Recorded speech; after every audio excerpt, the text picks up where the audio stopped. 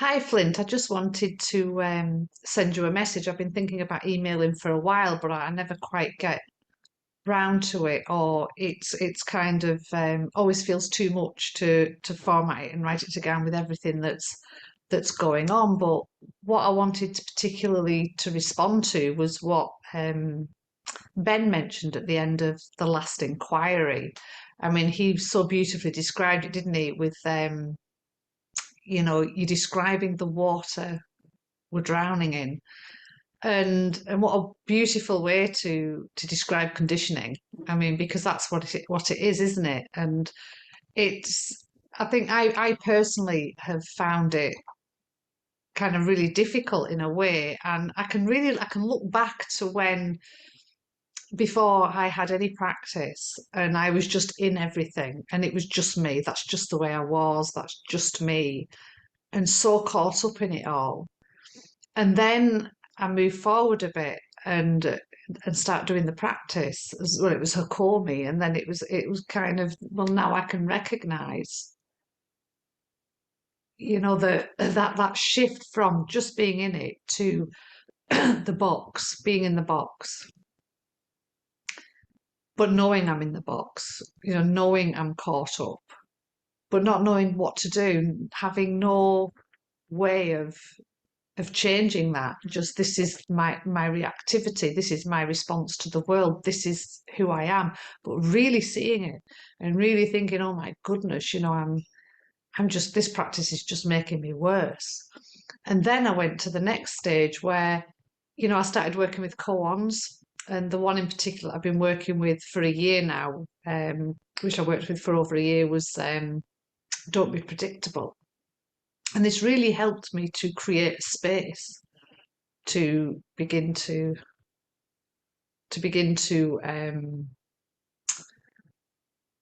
uh, to look at exactly what it was I was doing. So I'm in the box and I'm just doing it, and then the don't be predictable koan opened up this space. It was like I'd just pause and think, so this is what I recognise this. This is what comes up for me every time in this situation. And I just paused with it and sat with it and let it all land on the field in front of me and did nothing with it. And that's how it was at first. It was like, whoa, this is what I do. It stopped me from doing anything. But what do I do now? It's just on the field, it's there. This is everything I do. And I can hold it and I cannot put it out and create more suffering. But then something began to change as I was watching it on the field. It was like, the little parts began to open up where I really began to really see what it is I was doing. And not only that, but the roots of it. Being able to kind of trace where it came from and associate it with things. And that was really, really powerful. But when you're in that place where it's just all on the field and you can see it all playing out, and you're not in that part of the practice where you can do anything different, then that's when you feel like you're drowning. But you're not drowning. You're not actually drowning. You're actually beginning to create the armbands that are going to help you to swim. But it does not feel like that. It feels like, like you're just so bad. Everything's just, oh my goodness, is this really me? Is this everything I do? And then you begin to watch other people and see what it is they do. And you're like, oh my goodness, they do that as well. And you start to realize and look around that everybody's drowning in their conditioning.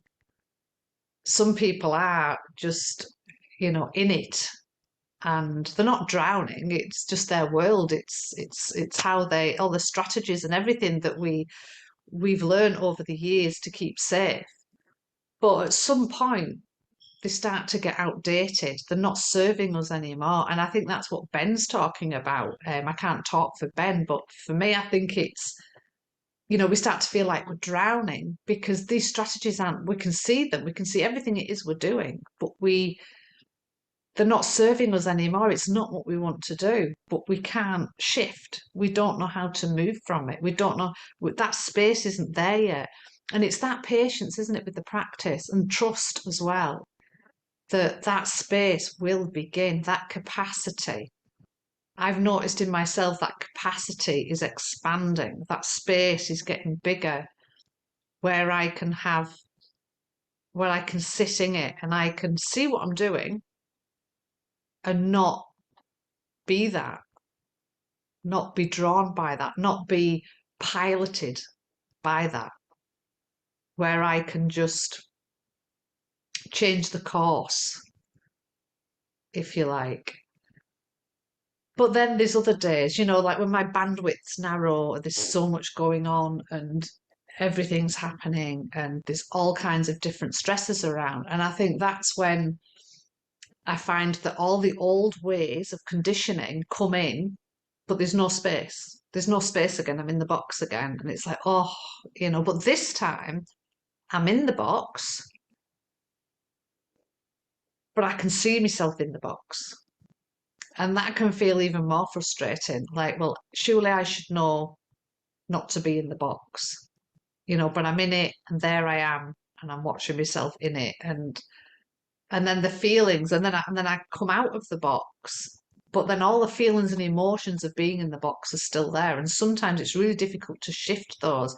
We have to sit with them in full presence and accompany them with and this is what I'm working on. It's like we can have compassion and friendship for others, but how do we have that towards ourselves, fostering that kindness and compassion towards ourselves, for being in the box, for being caught up in all our conditioning, but I watch it and I'm not doing anything with it, but it's still very, very much there. But I still have that space not to react. And then there's other days where we are just caught up, and and and that's gonna happen. It's like we're getting this practice, don't we? And I thought, well, it's gonna turn me into the monk, the monk who lived on the mountain, or somebody said it was next door. I don't know. Stories change as you tell them, don't they? But this monk that lived on the hill, and down below, this girl in the village got pregnant, and she said the monk made her pregnant, and the parents climbed all the way up to the top of the mountain, or went next door, whichever one it was, and said, you got our daughter pregnant, here's the baby. And he just said, is that so? And and then they went away, and a year later the daughter confessed that it wasn't the monk. And so up the mountain they went back again, or next door, whichever it was, and said, we're sorry, but it's not your baby. She was lying. And he said, is that so? I mean, I've probably completely changed that story, but that's the essence of the story. And ought to be that monk, where you just say, is that so? Or somebody says, and I mean, I find it difficult when somebody's saying an untruth about me. And it's like, oh, this burning, and how do I say, oh, is that so? Or, just okay. It brings up all that, needing to be believed, not wanting to be misrepresented, all that. How do we foster that sense of being our own primary witness, and not having every single person out there dictate how we're going to feel inside? And it's such a difficult thing. It's such a journey. And how do we walk along that path in that storm and keep still, or stay that candle that doesn't waver in the wind? Because I know that, I've been doing this practice for a long time and probably only really started practicing over recent years, thinking I was practicing, and then, oof, really realizing that now with sitting more and, spending more time kind of with the conditioning, watching what I'm doing with the koans, with, the Dharma talks, with the teachings, and it's like, wow, I kind of feel like, I was asleep. I thought I was practicing, or this person that was aware, but was I aware?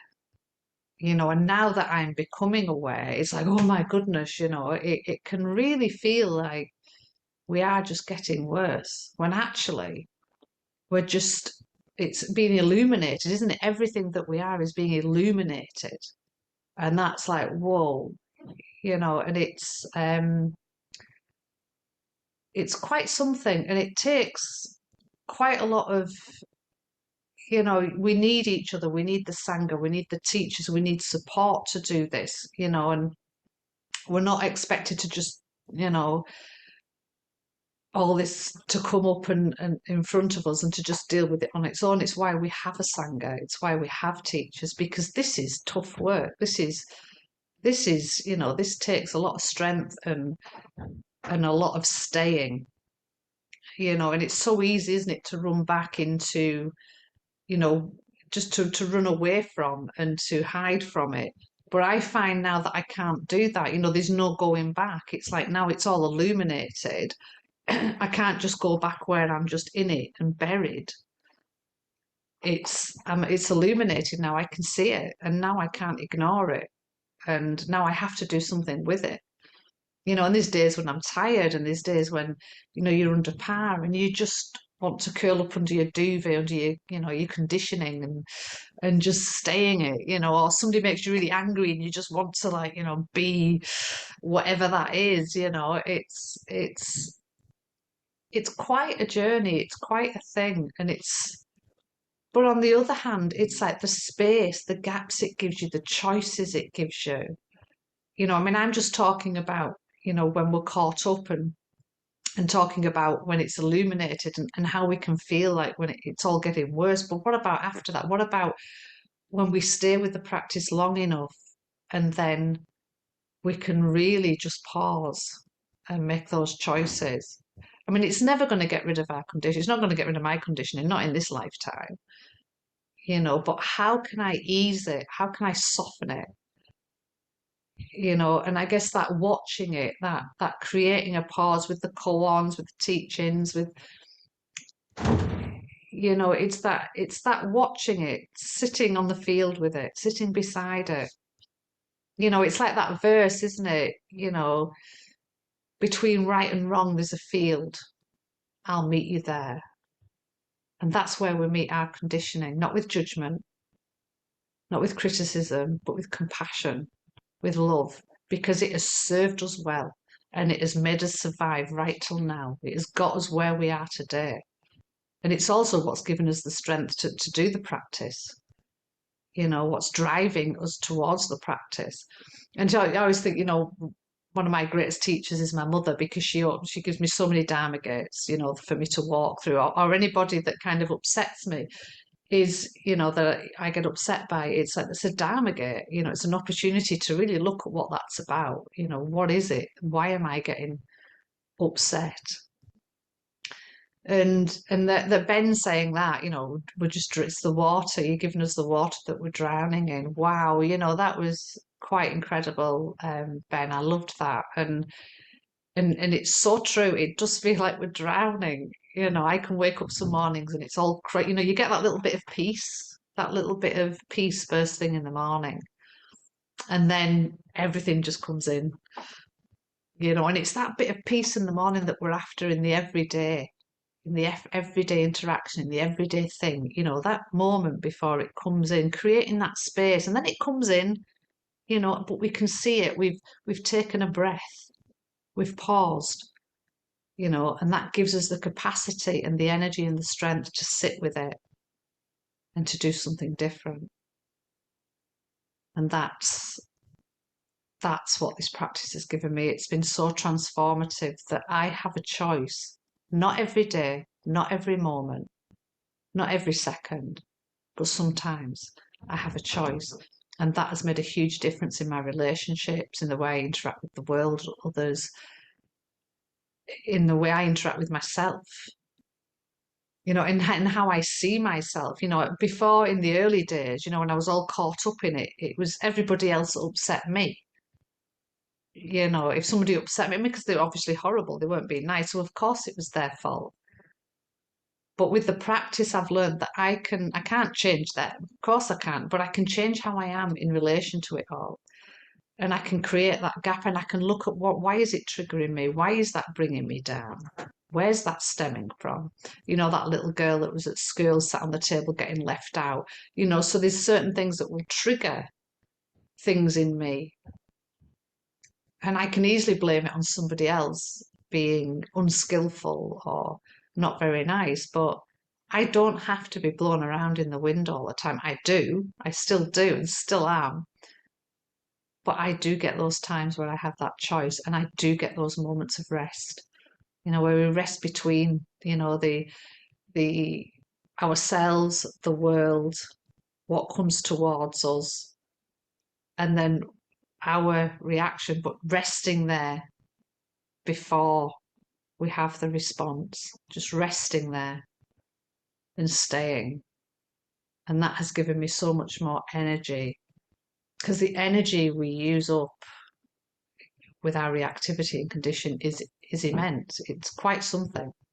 You know, if somebody's ever, you've been angry and you know you're seething and you're pacing up and down trying to get rid of the energy, you know, but what if we could do something different? What if we could pause and create that capacity and rest, and with sitting and the practice, that's what we do. That's why we're sitting, to save the world from ourselves, from our conditioning. And by doing that, we save everybody else. Yeah, so I just wanted to share that. Thank you.